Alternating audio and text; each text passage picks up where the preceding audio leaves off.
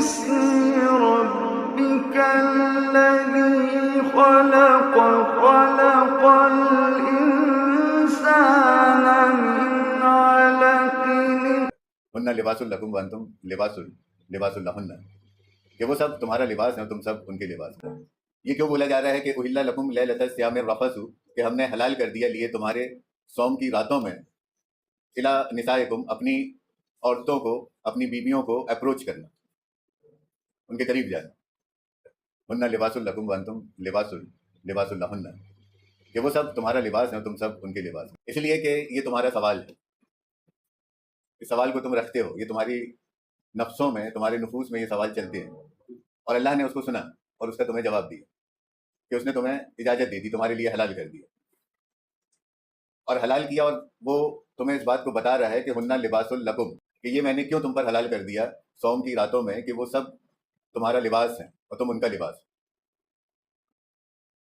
تو کسی متعلق یہ بات بولنا کہ وہ تمہارا لباس ہے اور تم ان کا لباس، اس کا مطلب کیا ہے؟ لباس کا استعمال ہم ایک تو زینت کے لیے کرتے ہیں، اور زینت کے لیے لباس آیت میں ہی بتایا گیا ہے کہ ہم نے بنی آدم کو لباس سے زینت دی۔ تو بنی آدم کو لباس سے زینت دی گئی ہے، اس کا مطلب کیا ہے؟ کہ زینت دی گئی ہے اس کو لباس سے۔ اگر اس سے اس کا لباس ہٹا دیا جائے، اس سے اس کا لباس چھین لیا جائے، یا اس کو لباس ہی نہ دیا جائے، تو زینت کا الٹا کیا ہوگا؟ اس کا مخالف کیا ہوگا؟ زینت میں ہمیں کوئی چیز خوشگوار معلوم ہوتی ہے، خوبصورت معلوم ہوتی ہے، تو جب اس سے زینت ہٹا دی جائے گی تو یہ بدصورت ہو جائے گا، ذلیل ہو جائے گا، بے عزت ہو جائے گا، اس کے عیب ظاہر ہو جائیں گے، اس کے عیب کھل جائیں گے، اور جب اس کے عیب کھل جائیں گے تو یہ ظالموں میں سے ہو جائے گا۔ تو اللہ نے ان کو تمہارا لباس بنا دیا اور تم کو ان کا لباس بنا دیا، تاکہ ان سے تم کو زینت دے دی جائے، تمہیں معزز کر دیا جائے، تمہیں سجا دیا جائے، تمہیں خوبصورتی دے دی جائے، اور تم سے ان کو خوبصورتی دے دی جائے۔ شوہر کی خوبصورتی، اس کی تقویت، اس کی زینت اس کی بیوی سے ہے، اس کی عورت سے، اور عورت کی، بیوی کی خوبصورتی، اس کی زینت، اس کی عزت، اس کا وقار اس کے شوہر سے۔ اب اگر مرد کو زینت چاہیے تو اس کو چاہیے کہ وہ اپنے لباس کا خیال رکھے، اس کا احترام کرے، اور لباس کا خیال وہ ویسا ہی رکھے جیسا وہ خود اپنا رکھتا ہے۔ وہ اپنے لباس کو گندا نہ ہونے دے، وہ اپنے لباس کو خراب نہ ہونے دے، وہ اپنے لباس کو بدنما، بدداغ نہ ہونے دے۔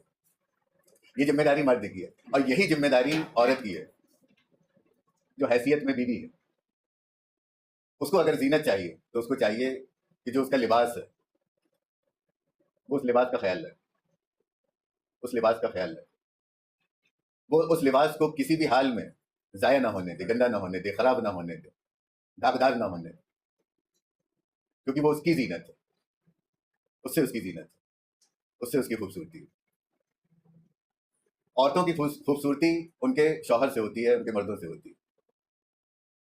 چہرے پر وقتیہ طور پر آرٹیفیشیلی کسی چیز کو لگانے، سجانے سے، یا اچھے اور مہنگے کپڑے پہن لینے سے وہ خوبصورت نہیں ہوتی۔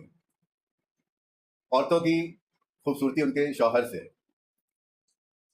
شوہر کے قبل جب وہ شوہر کو اپنا لباس جانیں گی اور اس لباس کا وہ ویسے ہی خیال رکھیں گی جیسے وہ ان لباس کا خیال رکھتی ہیں جو ان کا لباس نہیں ہے، جس کو وہ لباس سمجھ رہی ہیں، جس کو ہم کپڑا کہتے ہیں، جس کو ہم ڈریس کہتے ہیں، یہ لباس نہیں ہے۔ لباس ان کا وہ ہے جس سے وہ پہچانی جا رہے ہیں، جس سے وہ پہچانی جا رہی ہے کون ہے، فلانے کی، یہ ان کا لباس ہے۔ جس دن یہ لباس اترا، یہ لباس گیا، ان کی زینت گئی۔ جب تک یہ لباس ہے تب تک ان کی زینت ہے، تب تک ان کی زینت۔ ٹھیک یہی بات مردوں پر بھی لاگو ہوتی ہے کہ جب تک ان کا لباس صحیح ہے، صاف ستھرا ہے، پاک ہے، پاکیزہ ہے، تو وہ ان کے لیے زینت ہے۔ اور وہ اگر اپنی جگہ سے ہٹ جائے، اپنی جگہ چھوڑ دے، اپنی ذمہ داری سے ہٹ جائے، تو وہ داغدار ہو جائے، وہ زینت کی بجائے ان کے لیے ذلت بن جائے۔ بہت بڑی بات، مطلب یہ اللہ کے علاوہ اتنے کم لفظوں میں، اتنے کم الفاظوں میں، اس انداز میں کوئی بول ہی نہیں سکتا، انسان کے بس کی بات نہیں ہے۔ دنیا کا کوئی मतलब कोई दिमाग इतना बड़ा नहीं है जो इस बात को इतने कम अल्फाजों में कह दे कि हुन्ना लिबासुल लकुम व अंतुम लिबासुल हुन्ना। इसके जहन की इतनी औकात नहीं है कि ये इतनी कोई कितना बड़ा शायर क्यों ना हो, काहिन क्यों ना हो दुनिया का, इतनी बड़ी बात इतने सलीके से, इतने तरीके से, इतनी खूबसूरती के साथ कहना, ये तो बस हमारा रब ही कह सकता है। हुन्ना लिबासुल लकुम व अंतुम लिबासुल लहुन्ना, कि वो सब तुम्हारा लिबास है, तुम सब उनके लिबास। बहरहाल यहाँ पर अल्लाह ये कह रहा है कि अपने अपने लिबास का ख्याल रखो, उसको गंदा मत होने दो, उसको दागदार मत होने दो, उसको ज़ाया मत होने दो, उसका ख्याल।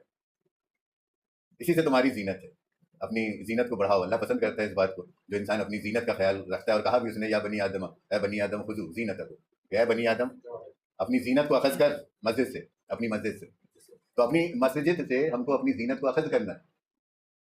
अभी मस्जिद का भी बयान आएगा। तो जब हम अपनी मस्जिद से अपनी जीनत को अखज़ करेंगे, तब तो लोग देखेंगे कि ये अल्लाह का बंदा है, पूछेंगे कि इसका रब कौन है। यूसुफ अलैहिस्सलाम के किस्से में आप गौर करिए, लोग यूसुफ को देखकर ताज्जुब में थे कि आखिर इसका रब है कौन, इसका रब है कैसा। मुमकिन है कि इसका रब इसको देखते हुए इसके अखलाक, इसके किरदार से तो बड़ी शान वाला समझ में आता है, बड़ा हकीम व दाना समझ में आता है, बड़ा आमीन अमानतदार समझ में आता है। जब यूसुफ ऐसा है तो यूसुफ का रब कैसा होगा।